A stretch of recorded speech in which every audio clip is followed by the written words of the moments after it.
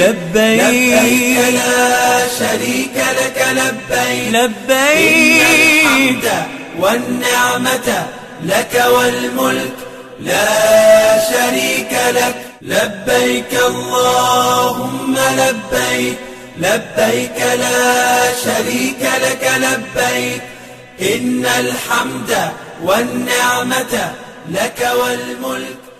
அஸ்ஸலாமு அலைக்கும் வரஹ்மத்துல்லாஹி வபரகாத்துஹு.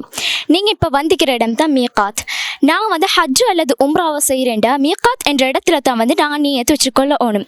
ஸ்ரீலங்காலேருந்து வர ஹாஜிகள் எலம்லம் என்ற பகுதியில் தான் நியத்து வச்சுக்கொள்ள ஓணும்.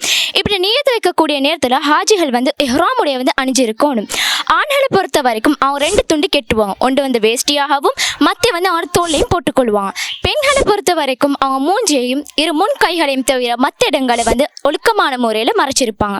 நாங்கள் இஹ்ராமுடைய அணிய போக்கில் இந்த 9 விடயங்களை நாங்கள் தவிர்த்துக்கொள்ள ஓணும்.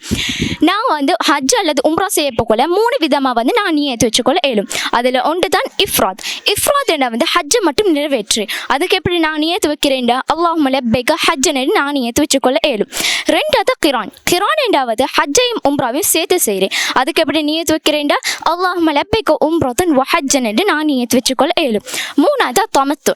தமத்து என்றாவது ஹஜ்ஜையும் உம்ராவையும் வெவ்வேறாக செய்கிறேன். அதுக்கு ஃபர்ஸ்ட்டு நான் உம்ராவை ஃபர்ஸ்ட்டுக்கு செய்யணும். அதுக்கு எப்படி நியத்து வைக்கிறேன்டா அல்லாஹும்ம லப்பைக உம்ரத்தன் என்று சொல்லி துல் ஹஜ் பிற 8 அவங்க ஈக்கிற இடத்துல இருந்து அல்லாஹும்ம லப்பைக ஹஜ்ஜன் என்று சொல்லி செஞ்சு முடிக்கணும்.